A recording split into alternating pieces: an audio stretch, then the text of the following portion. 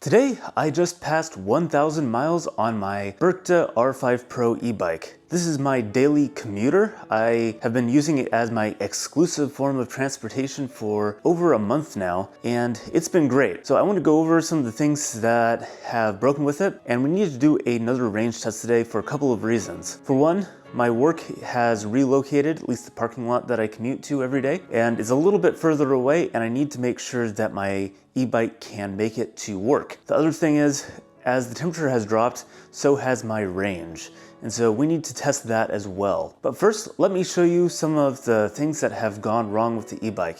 It has been a very reliable bike, and it has never broken down on me. So I only have good things to say about it, but there have been a few problems. So the first thing I want to talk about are the brakes. For the most part, the brakes have been fine. I haven't had any real major issues with them. I did get some air in this brake line here after flipping the bike upside down, so I don't recommend flipping these bikes with hydraulic brakes upside down. It can get air in the brake lines and make things a little extra squishy. But the biggest problem I've had is this little set screw right here. So about once a week I have to screw that back in so that I can use the brakes properly. Once I do that, it seems to work fine. I've been a little bit nervous about completely removing that screw because I don't know if it's holding anything together, and if I take it out, if it's going to be difficult to get it back in again. But at some point I may just take it out and put some Loctite in it and screw it back in. So until then though, I'm just going to leave it the way it is and just routinely adjust my brakes. The only other real issue that I've had is that the kickstand broke last week,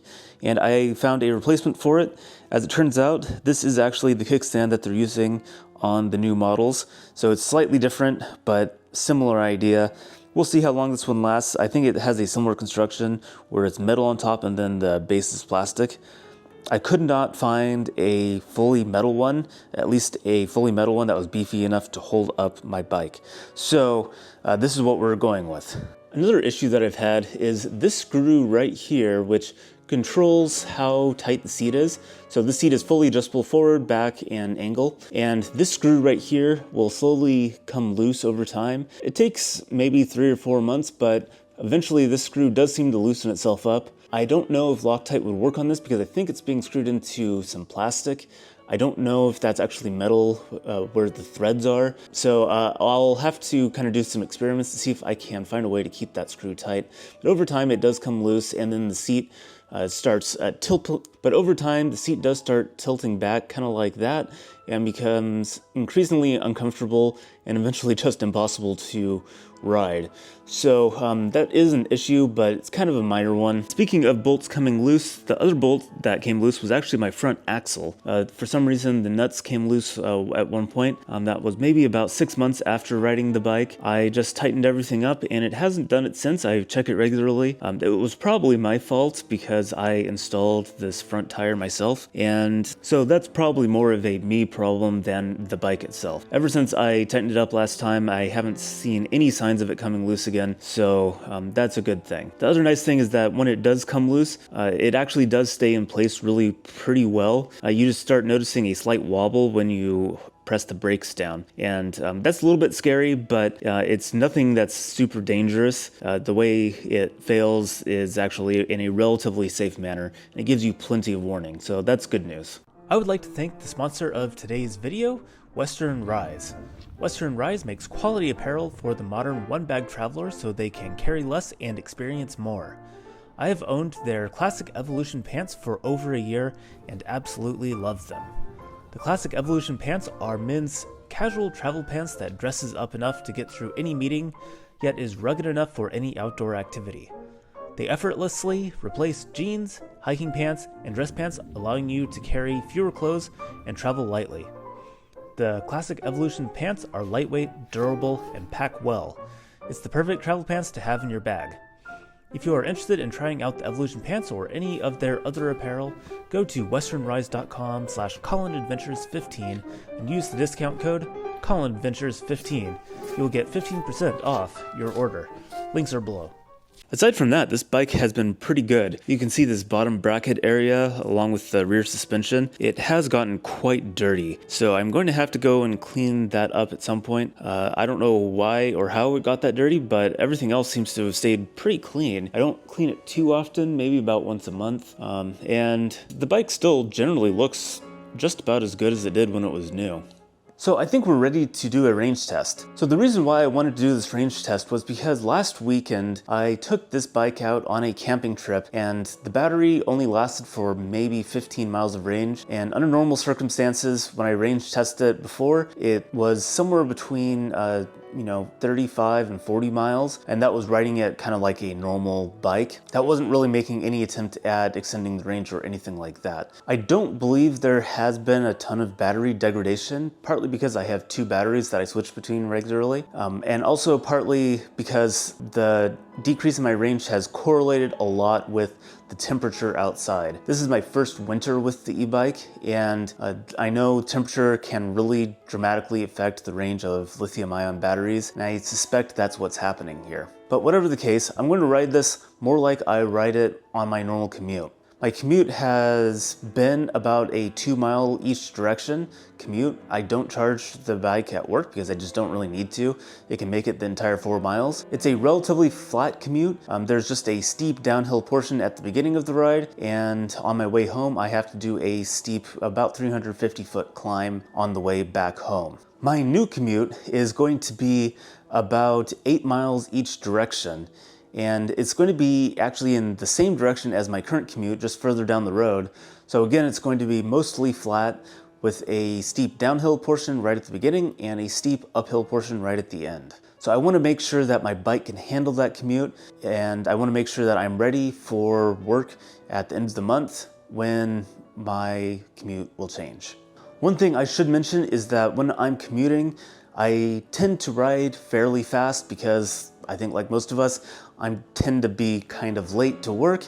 I'm always kind of under a time crunch, both getting to work and coming home. So I'm gonna ride the same way that I ride to work, basically full throttle the whole way. Having said that, I'm not going to follow my usual commute because I don't want everyone to know exactly where I live and where I work. So we're going to take a slightly different route, but it has a very similar terrain. The last things I should mention is that on this test, I'm going to bring my work bag because that's what I carry to work. And I'm also going to bring my extra battery here. So this bike has 2 batteries, and I normally only commute with one, but because this commute is significantly longer, I'm going to bring the second battery just in case, and this will only make my range look worse than it actually is because of the added weight. But I think it's going to be a good idea just in case I run out of power. This might look like it was a warm, sunny day, but it was, in fact, just above freezing. I rode my bike along the water towards Alki Beach, and as I got closer to the beach, there were quite a few people. I was pushing the bike to its maximum speed of about 23 miles per hour in this weather. In warmer weather, I'm able to get up to just about 28 miles an hour, which is the listed top speed of the bike, but the cold weather definitely has an impact on the output from the battery, and I was only able to go 23. That's okay because traffic was moving at just about 20 miles an hour. The bike lane was full of very slow, just regular bicycles, and so I decided to stay out in traffic and pedal with them. As I got underneath the West Seattle Bridge, I found that there was quite a bit of ice in the shade, which made things a little bit slippery, but not too bad, and I was rapidly approaching the distance that I was looking for. Well, we're at just over 8 miles now, and the only bad thing that's happened is the tripod for my camera seems to have come unscrewed from the camera and fallen off somewhere. So I'm not sure how that happened, but I'm going to be retracing my steps anyways, and we'll see if we encountered it on the way back. You can see my battery is probably just over halfway charged right now, so that's not really a good sign. I would really like to see maybe one more bar of power, but we'll see how it goes when we go back up the hill to my apartment. As soon as I turned around and started heading back, I noticed that the bike was slowing down a lot and the battery levels were clearly dropping very quickly. So this normally happens on the second half of my battery charge. It tends to drop off quite a bit more quickly than the first half, but this was a lot more than usual. I was about halfway back to my apartment when the battery finally died. I didn't let it completely shut off, but the bike was moving very slowly and the level indicator was showing that I had almost an empty battery. So this was about 12 miles of range, and I decided to pull out the old battery, which was somehow stuck in the bike, and I had to use my bike lock as leverage to pull it out. And then I reinstalled my new battery. My ride from the beach back to the apartment used a lot of power as well. Going along the water and through the beach itself was fine. I didn't use much power, but going up the hill, I used close to half the battery capacity. So this is very unusual for this bike, and it's almost certainly due to the weather.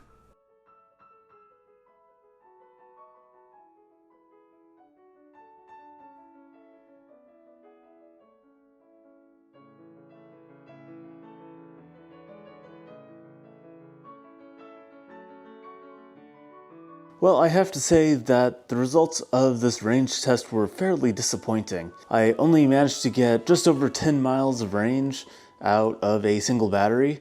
It's a little bit colder than when I went out bike camping last weekend, so I guess it's not too surprising, but still pretty disappointing. Kind of limits what you can do with the e-bike. Unfortunately, I don't think there's much I can do to improve my range situation. I don't really have any more batteries. I'm not really willing to invest more money into them, and I don't really have anywhere to put them anyways. It will do the job getting me to work and back once we move to the new parking lot, but changing batteries every day is going to be a huge pain, but that's just kind of the way it is. So if you are looking to use an e-bike for commuting, this is just something that you have to be aware of. If you're still using it in the middle of winter, depending on where you live, of course, it could become problematic, and you might start considering doing something like a 49cc gas scooter if that makes sense in your state. Unfortunately for my adventures, I don't think I'm going to be able to really go much of anywhere else with this e-bike this winter. So I'm going to have to find either a different vehicle or a different mode of transportation for the rest of the winter. So we'll see what I come up with on a future video.